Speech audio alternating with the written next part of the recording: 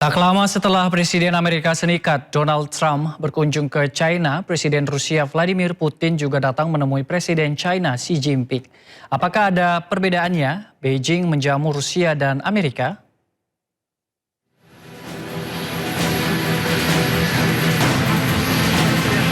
Inilah perbedaan penyambutan antara Putin dan Trump di Beijing.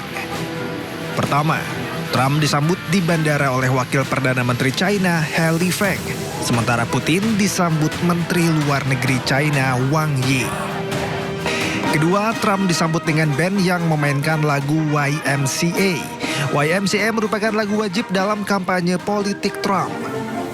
Sementara Putin disambut dengan lagu Moscow Night. Moscow Night atau Podmokovny Vechera, lagu klasik Rusia populer di Tiongkok yang membangkitkan nostalgia masa lalu. Perbedaan ketiga saat kedua kepala negara menaiki tangga. Trump berhenti dulu di tengah, diajak berbincang terlebih dahulu di tangga Great Hall oleh Xi Jinping, sementara Putin langsung berjalan menaiki tangga tersebut tanpa berhenti untuk berbincang dulu.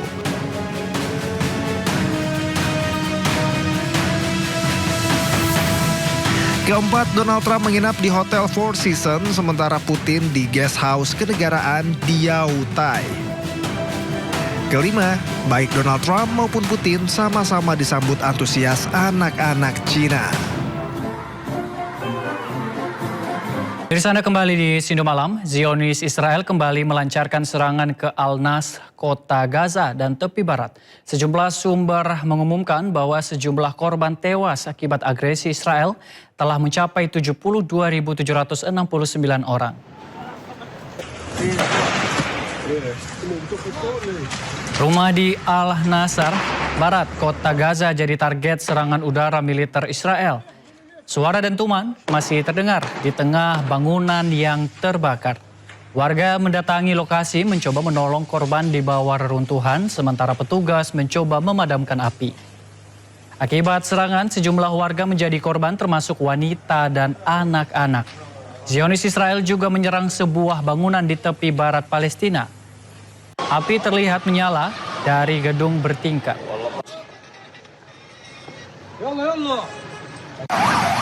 Pasukan Israel membakar rumah warga Palestina di kamp pengungsi Jenin, tepi barat. Sebelumnya rumah diduduki warga Palestina dan dijadikan barak selama 1,5 tahun.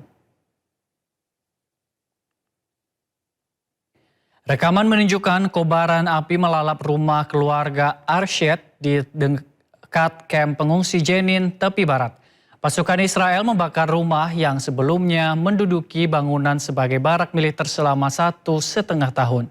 Tentara Zionis Israel juga mencegah penduduk mendekati lokasi untuk memadamkan api.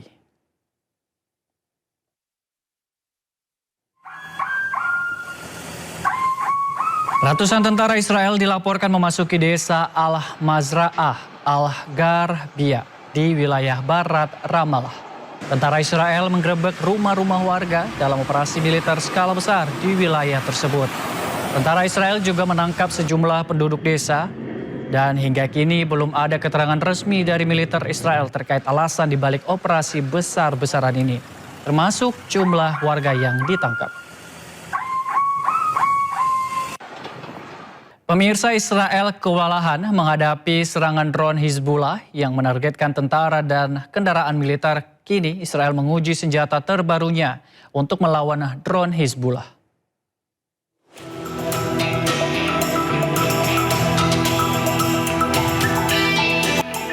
Drone Hizbullah kerap dianggap ancaman oleh tentara Zionis Israel. Meski berskala kecil, nyatanya serangan drone Hizbullah cukup membuat militer Israel kewalahan karena terjadi terus-menerus dan menghancurkan banyak kendaraan militer serta melukai prajurit.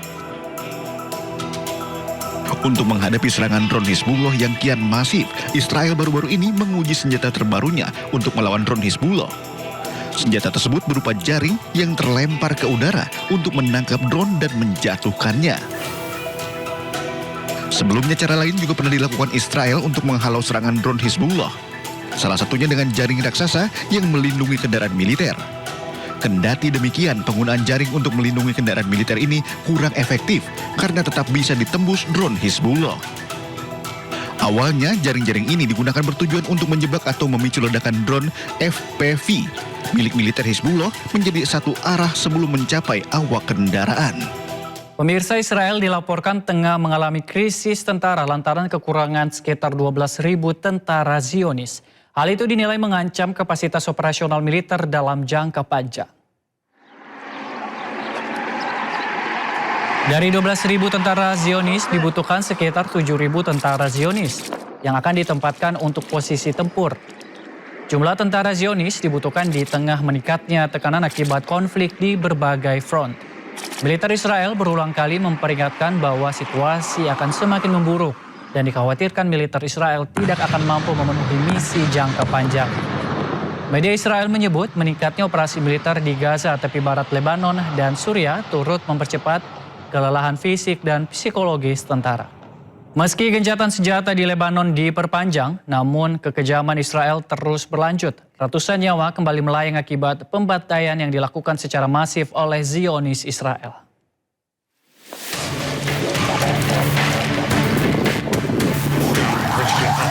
Allahu Akbar, jibu is'afat. Dua keluarga di Lebanon Selatan harus kehilangan nyawa di hari yang sama akibat serangan membabi buta Israel.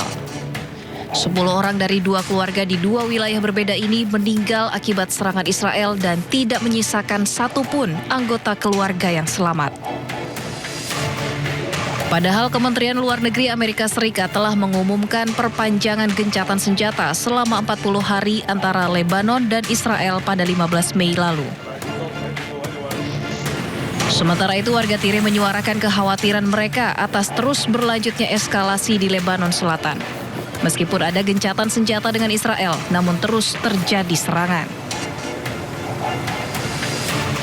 بالنسبة للهدنة من الواضح إنه ما في مصداقية بهالهدنة ولا اللي قبل اللي مرقوا. بالعكس عم بتكون أشد من أيامات العادية يعني.